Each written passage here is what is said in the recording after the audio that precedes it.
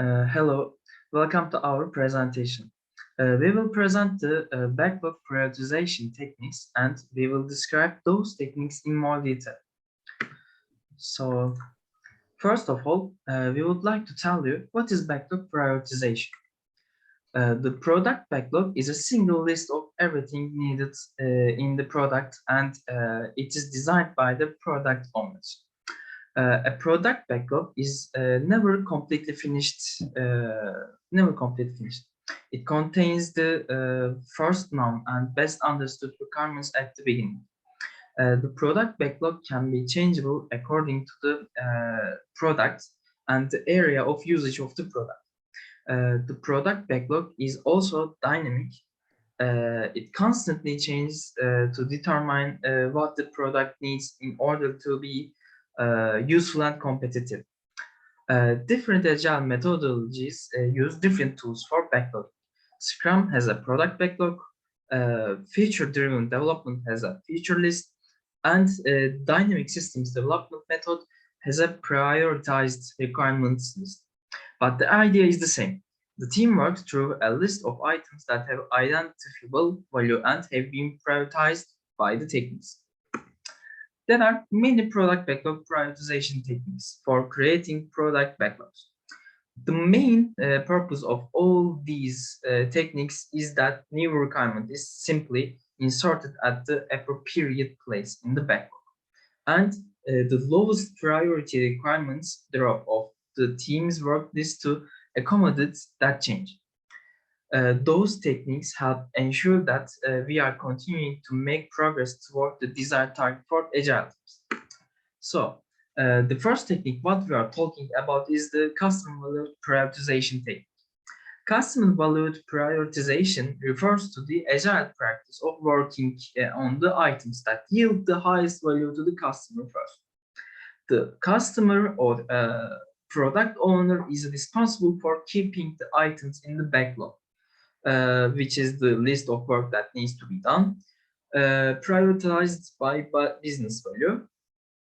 As new work items are added, such as change requests and defect fixes, the customer prioritizes them so that their value can be compared to the existing items on the list.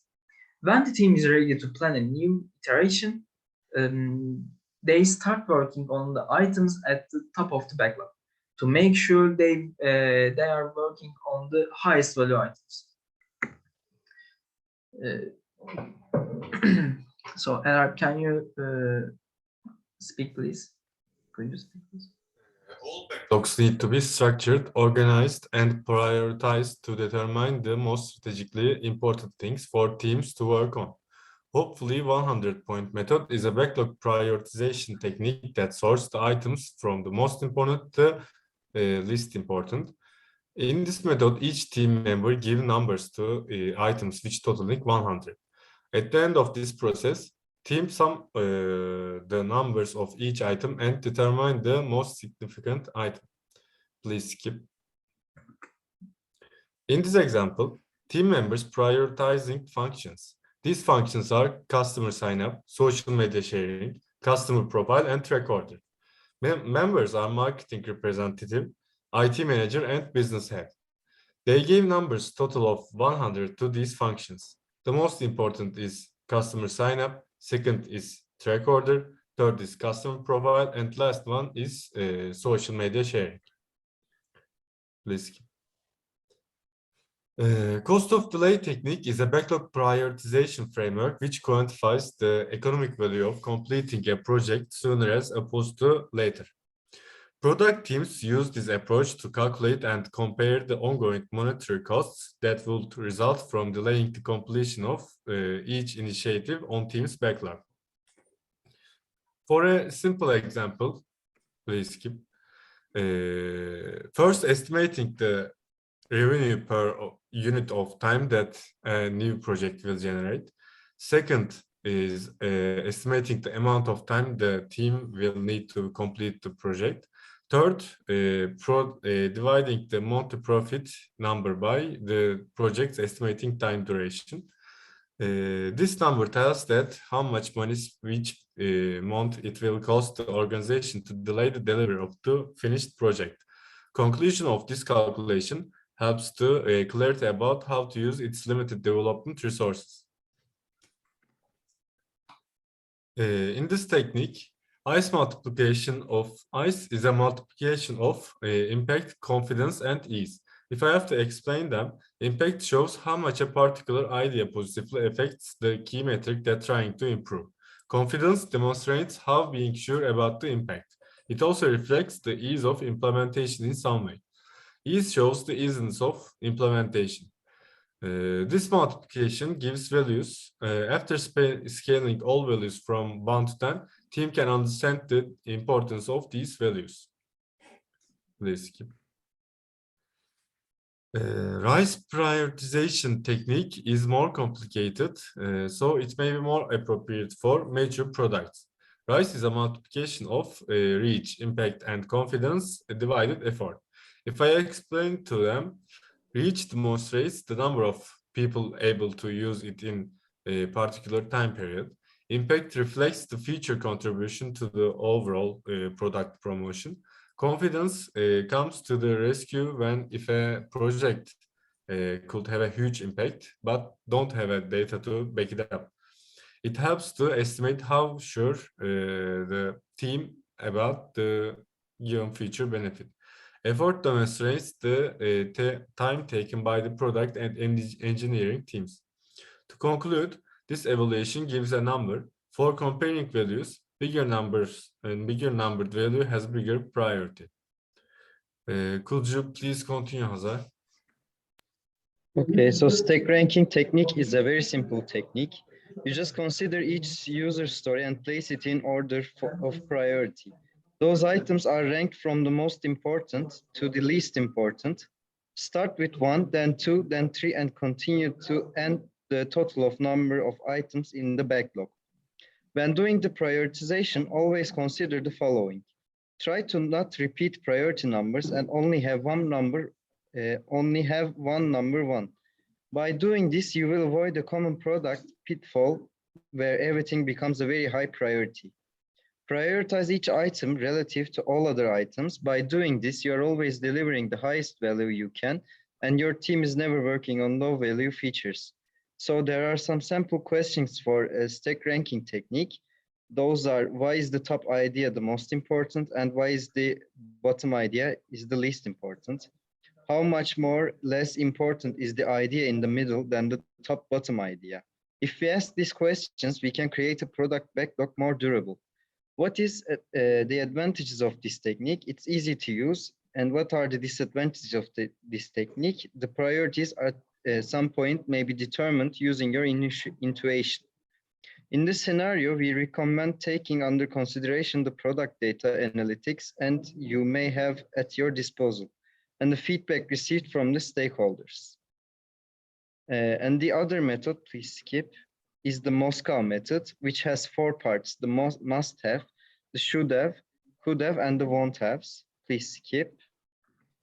Must-haves are the requirements that must be satisfied in the final solutions. These requirements are non-negotiable and the project will fail without them. Should-haves are high-priority features that are not critical at launch, but it is considered to be important and of a high value to users. Such requirements are listed in the second place in the priority list. Could-haves are requirements that are desirable but not necessary according to the method. This point will be removed first from the scope if the project's timescales are at risk. Won't-haves are requirements that will not be implemented in a current release but may be included in a future stage of development. Such requirements usually don't affect the project's success. For an example, you want to buy a bike. In the next slide, please. You want to buy a bike which has a 4-cylinder engine and has a low seat because you want to travel with your friend. Mobility is important for you and your favorite color is blue. You also want wind protection and it will be nice to have Bluetooth connectivity for your phone. So how do we prioritize our needs according to the Moscow method? Your must-haves would be a new bike for traveling and an extra seat. And without these, you won't be achieving a solution for your problem. Should-haves would be a low seat, a 4-cylinder engine, and a good mobility. Without this, the project won't be failed, but it will be undesirable. Could-haves are blue body color, as your favorite color is blue, and good wind protection. These are good to have, but have little to no impact for your project. And the won't-haves are Bluetooth connection, because you do not necessarily need it at the start of the project, but you can get this addition later on if you want to. And Adnan, please continue. Thank you, HAZAR. So I want to talk about the road mapping function, which is now, next, later road mapping. One of the hardest things about road mapping in general is, well, things change constantly. The best laid plans are the plans that are waiting to be disrupted by some unforeseen force. Road mapping can be a headache because if you are not careful, your roadmap will be constantly outdated or impossible to manage. A good roadmap at its most abstract is mainly about three things. Your roadmap should somehow reflect these all three functions. A vision. What do we want to be? Should we be? In other words, where do we want to be ending up at the end of the project? A compass. Which in general direction we should be heading in order to get our plan done. A plan, a set of steps, directives, and instructions we will take to actually get there. Now, next, later, road mapping is also giving us several common benefits which solves common problems. We are seeing a lot in the industry. It lets you move away from calendars or specific dates and focuses more on periods of time and intention. It breaks work into chunks and helps you understand what you need to do and in what order over time. It helps you easily reorganize and reassess at strategic points, say between now and next, to tweak the roadmap without losing any process time and tossing everything out or starting over. It can apply to many different types of situations. It can be annual strategic planning or a redesign. This may be a digital transformation project or a from scratch product. It can be anything really. And most importantly, it provides a framework to anyone, especially non-product people, can understand and even help execute against this. Can you skip, please? It brings us to bucketing system. The bucket system is a way to estimation of large numbers items with a small, medium-sized group of people. And to do it quickly, the bucket system has the following qualities which make it particularly suitable for use in agile environments where estimation is required. First of all, it is fast. It is really fast. Using the bucket system, a couple hundred items can be estimated in as little as a time as 1 hour. It is collaborative. Everyone in the group can participate easily and also equally. It provides results, and these results can be relative, not absolute estimates, which is really good because it makes it more agile. The results are not traceable to individuals, and so it encourages group accountability. Also, last but not least, the bucket system works with teams to estimate effort or with stakeholders to estimate value. So it can be the doers or the ones that wants to get the goals done. Skip the slide, please. And here we are at KANO model, which you can see how efficient it is to use it. KANO analysis is used to classify customer preferences into 4 categories. Although you may see different names for these categories, we will refer to them as delighters, also exciters, satisfiers, dissatisfiers, and indifferent. Project stakeholders can use these categories to understand how customer needs relate to customer satisfaction. KANO analysis can help us set the context for questions about features and build release plans that promote improved customer satisfaction. Let's look at each category in more detail. Delighters and also exciters. These features deliver unexpected, novel, or high new value benefits to the customer. For example, a exciter feature could be a visual mapping of a data that was previously only available in tabular form. Delighters yield high levels of customer support, which they really like and they really wanted. Satisfiers. For features that are categorized as satisfiers, the more the better. So there is no overkill. You can do more and it will be better. These features bring value to customer. For example, a useful reporting function could be a satisfier. It brings us to these satisfiers. These are the things that will cause the user to dislike a product or if they are not there, but will not necessarily raise satisfaction if they are present. For example, the inability to change a password within the system could be a disaster. They want it there, but if it is there, they wouldn't be satisfied or they wouldn't be happy. Indifferent. These features have no impact on customers one way or another. Since customers are indifferent to them, we should try to eliminate, minimize, or defer them.